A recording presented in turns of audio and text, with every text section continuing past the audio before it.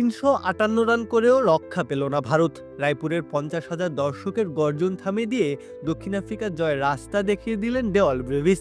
মোটে ৩৪ বল খেলে এক লহমায় অনিশ্চিত ম্যাচটাকে নিয়ে এলেন নিজেদের হাতে।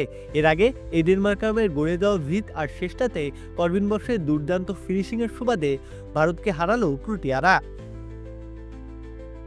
এদিন আগে ব্যাট করতে নামা ভারত বিরাট কোহলি আর ঋতুরাজ গায়কোয়াড়ের শতকে ভর করে রানের পাহাড় গড়ে।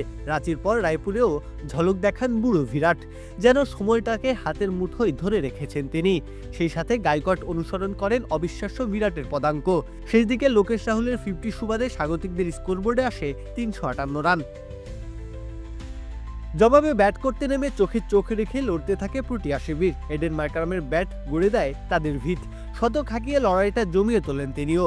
যখন সাতঘরের পথ ধরলেন, জয়ের ব্যবধানটা তখনও বিশাল। আমরাই নাম্বার ওয়ান। নাম্বার ওয়ান হচ্ছে মেরিল পেট্রোলিয়াম জেলি। তবে এরপরই বদলে গেল সবকিছু। ম্যাথিউ ভিস্কিকে সাথে নিয়ে ম্যাচের চিত্র বদলাতে থাকলেন ডেওয়াল ব্রেভিস। ব্যাট নয়, যেন রীতিমতো চাবুক চালালেন তিনি।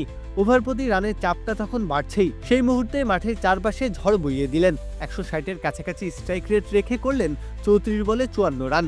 ওই ঝড়টাই শেষ করলো ভারতকে। অবশ্য ব্রিস্কিও নিজের দায়িত্ব পালন করেছেন শতভাগ দিয়ে। ৬৮ রানের ইনিংস খেলে দলকে এনেছেন জয়ের দ্বার প্রান্তে। আর ফিনিশিং টাচটা এলো করবিন বসের থেকে। ১৫ বলে ২৯ রানের ইনিংসের সুবাদে ৪ উইকেট হাতে রেখেই জয় পায় আফ্রিকা। সিরিজে ফেরে সমতা।